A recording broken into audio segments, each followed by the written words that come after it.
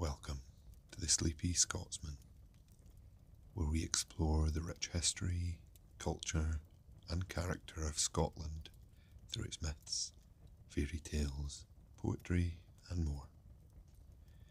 Today, we'll be transported to the mystical world of Scottish fairies as we delve into the timeless tale of the Faeries of Merlin's Crag. So sit back, relax, and let's embark on a journey of discovery and wonder.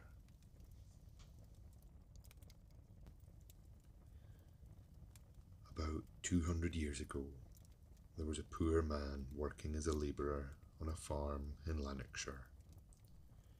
He was what is known as an aura man.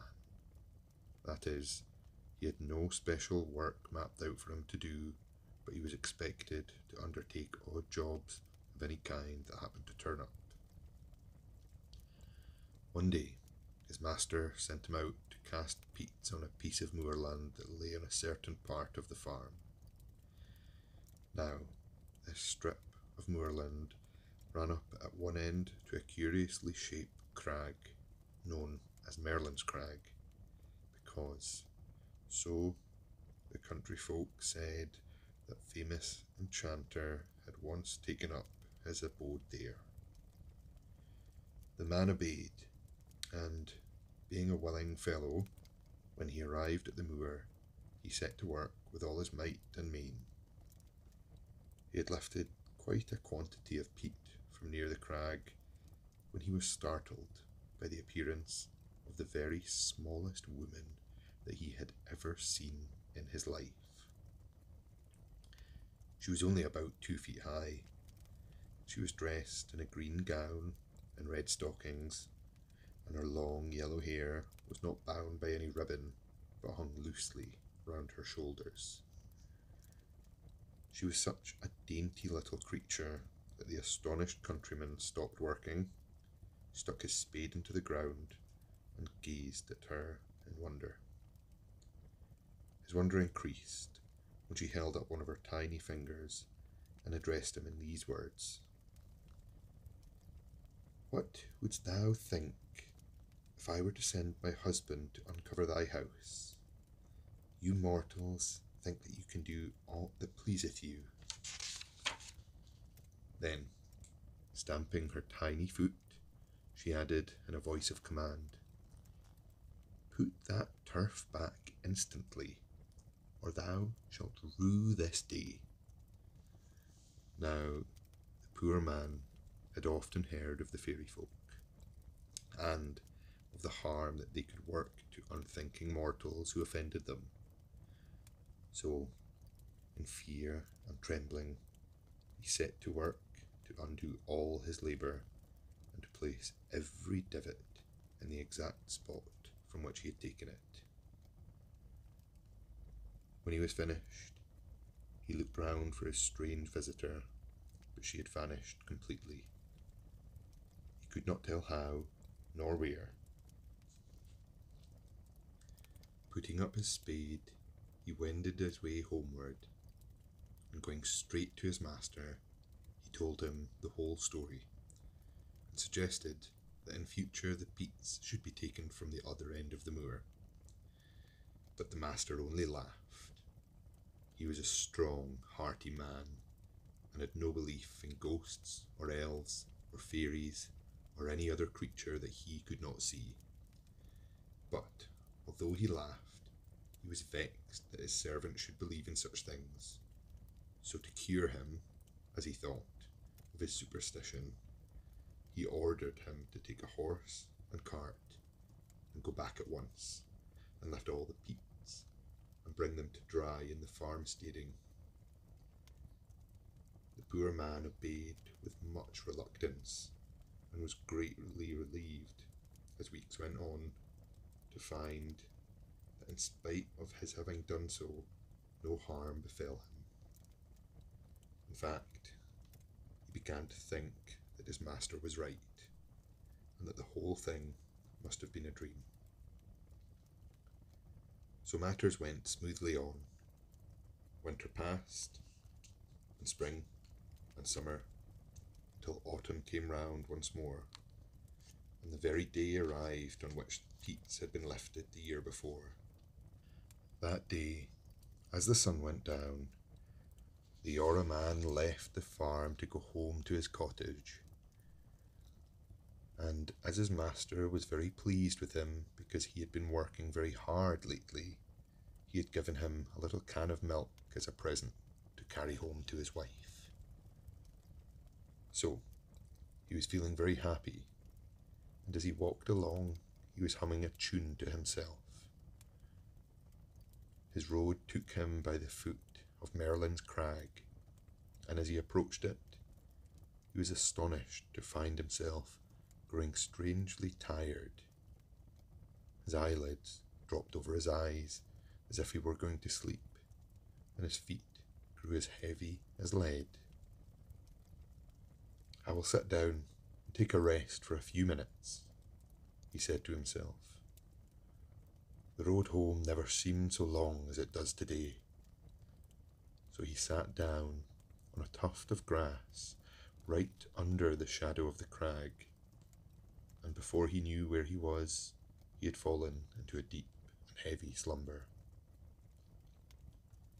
When he awoke, it was near midnight, and the moon had risen on the crag, and he rubbed his eyes, when by its soft light he became aware of a large band of fairies, who were dancing round and round him, singing and laughing, pointing their tiny fingers at him, and shaking their wee fists in his face. The bewildered man rose and tried to walk away from them, but turn in whichever direction he would, the fairies accompanied him, encircling him in a magic ring, out of which he could in no wise go. At last they stopped, and, with shrieks of elfin laughter, led the prettiest and daintiest of their companions up to him, and cried, tread a measure, O man, then wilt thou not be so eager to escape from our company?" Now, the poor labourer was but a clumsy dancer, and he held back with a shamefaced air, but the fairy who had been chosen to be his partner reached up and seized his hands, and lo, some strange magic seemed to enter his veins, for in a moment he found himself waltzing and whirling, sliding and bowing, as if he had done nothing else but dance all his life. And the strangest thing of all, he forgot about his home and his children, and he felt so happy that he had no longer the slightest desire to leave the fairies' company. All night long the merriment went on. The little folk danced and danced as if they were mad, and the farm man danced with them, until at last a shrill sound came over the moor. It was the cock from the farmyard crowing its loudest to welcome the dawn. In an instant the revelry ceased, and the fairies, with cries of alarm, crowded together and rushed towards the crag, dragging the countryman along in their midst. As they reached the rock, a mysterious door, which he never remembered having seen before, opened in it of its own accord, and shut again with a crash as soon as the fairy host had all trooped through. The door led into a large, dimly lit hall full of tiny couches, and here the little folk sank to rest, tired out with their exertions, while the good man sat down on a piece of rock in the corner, wondering what would happen next.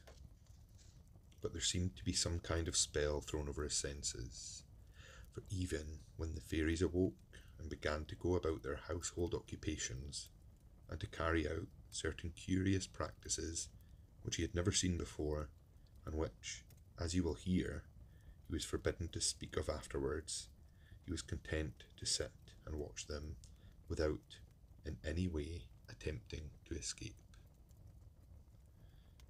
As it drew towards evening, someone touched his elbow, and he turned around with a start, to see the little woman with the green dress and scarlet stockings, who had remonstrated with him for lifting the turf the year before, standing by his side. "The divots which thou took'st from the roof of my house have grown once more," she said, "and once more it is covered with grass, so thou canst go home again, for justice is satisfied. Thy punishment hath lasted long enough, but first must thou take thy solemn oath never to tell mortal ears what thou hast seen whilst thou hast dwelt among us." The countryman promised gladly and took the oath with all due solemnity. Then the door was opened and he was at liberty to depart. His can of milk was standing on the green, just where he had laid it down when he went to sleep, and it seemed to him as if it were only yesternight that the farmer had given it to him. But when he reached his home, he was speedily undeceived, for his wife looked at him as if he were holding a ghost, and the children whom he had left wee, toddling things were now well-grown boys and girls, who stared at him as if he had been an utter stranger. "Where hast thou been these long, long years?" cried his wife, when she had gathered her wits and seen that it was really he, and not a spirit.